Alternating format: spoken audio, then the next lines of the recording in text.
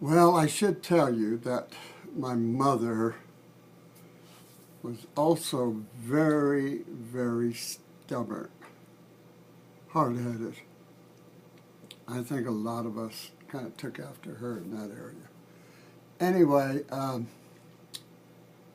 when my mother first got married, started having children, my father used to go out one night a week, and he would go to this little Italian bar or Knights of Columbus, or I don't know what it was, but it was definitely for Italians only.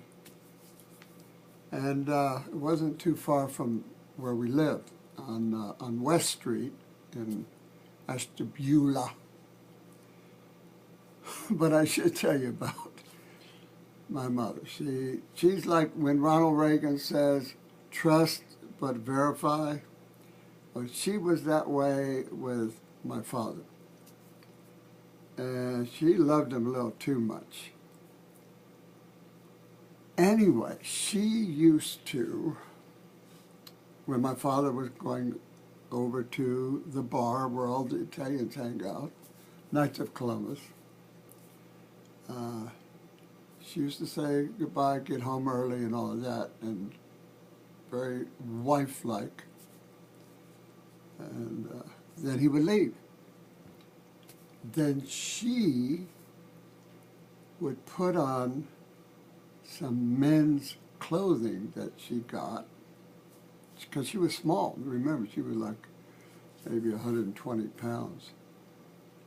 She'd put on that men's clothing with a hat, a fedora, and that cover her eyes, put her hair into the hat, so on. And she would follow him. She followed him wherever he went.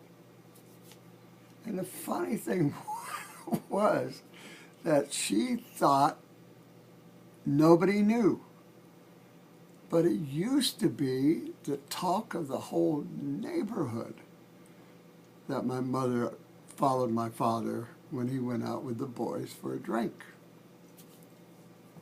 And she would go into the bar dressed as a man and sit in the corner and watch.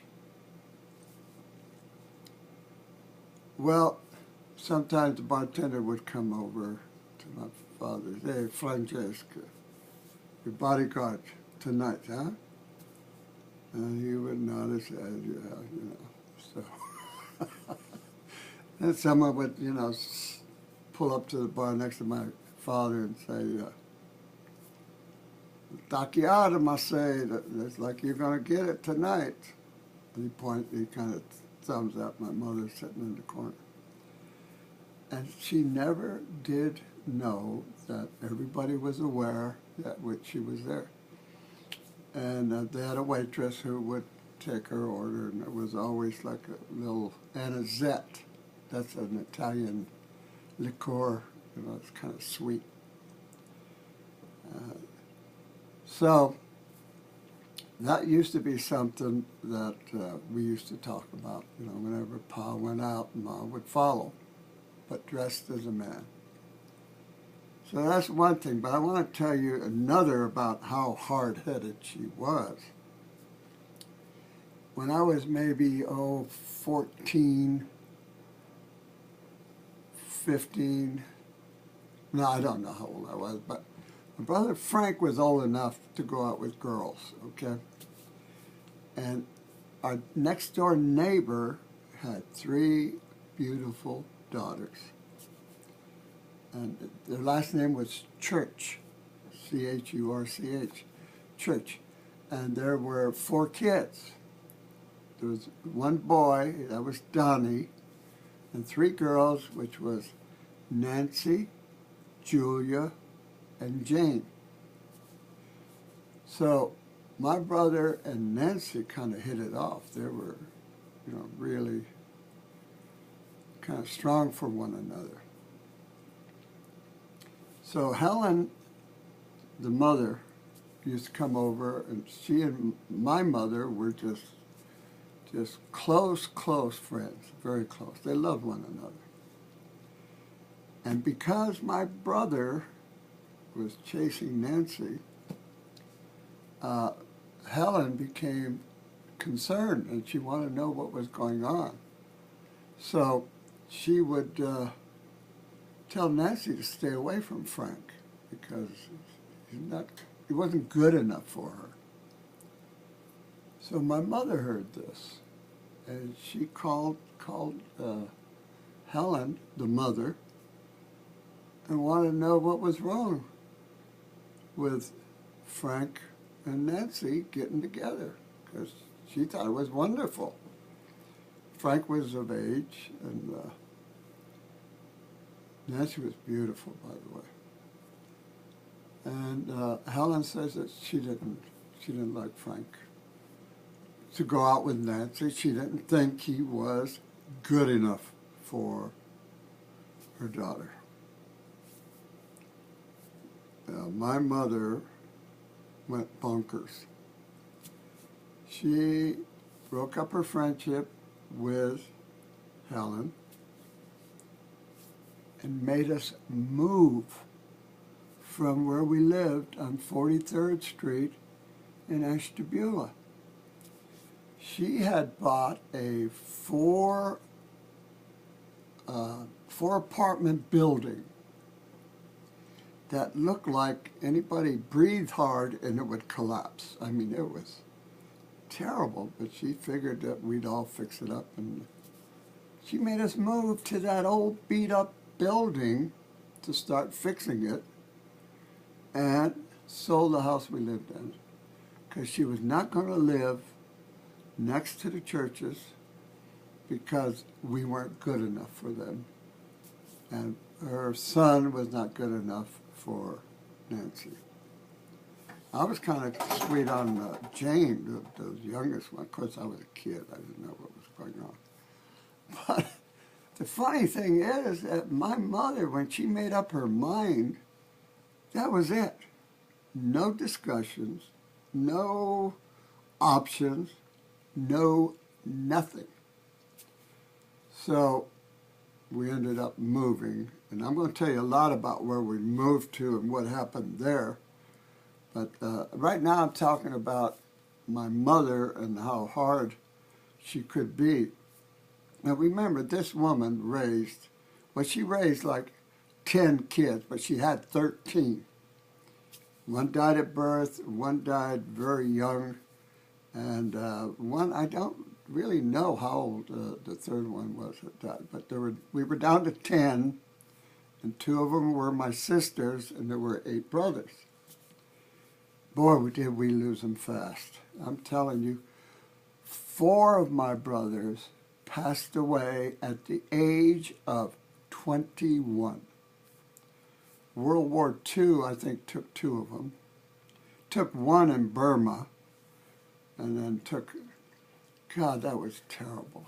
I mean, it was my brother Adolf, and he could sing. He was just a handsome man.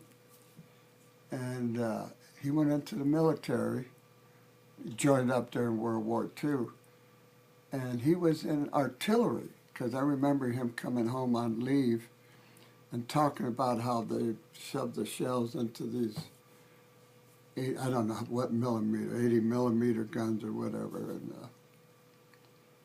but Adolf was loved by everybody. You know, like everybody loves Raymond, well, everybody loved Adolf. And he was handsome, and he was a beautiful singer. He was a good man. He was good inside. And he ended up being in special forces and went to the jungles of Burma and ended up being a point man for his platoon, squad, or whatever you want to call it. But when he passed away, or was killed in action, God, it was terrible. I mean, Italians are very emotional, of course, and when I hear my mother scream, "Figlia mia," Bella figlia mia. She was singing, my son, my beautiful son. It means, that's about what it means. Figlia mia, bella figlia mia. You don't know how many times I heard that with different brothers. But I'll get into that some more because I was talking more about my mother and some of her little kookiness. But she had the ability to almost will things to happen. When we would grow a garden, she would just bless it herself. She'd do the sign of the cross, and then she would ask God to take care of her garden.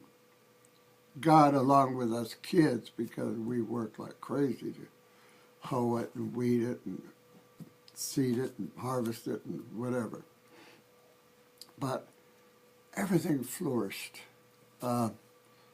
She once planted a just scruggly rose bush. I'm telling you, it barely had any leaves on it, very few thorns. And she once planted this bush in of that old dilapidated house I was telling you about, our 4-apartment building. Planted it there, and I said, "Hey, Ma, that's not a good plant." She says, "You see." And you could not believe when that plant, come spring, flourished. It had a scent of roses that you could smell a block away. I mean, you could be coming to the house, and the smell of those roses would just hit you, and they're way up the street. It was amazing, and I really believe that she had some kind of a superpower with that religion, because she could make things happen the way she wanted to. But anyway, we'll talk more about that later. Thank you for your time.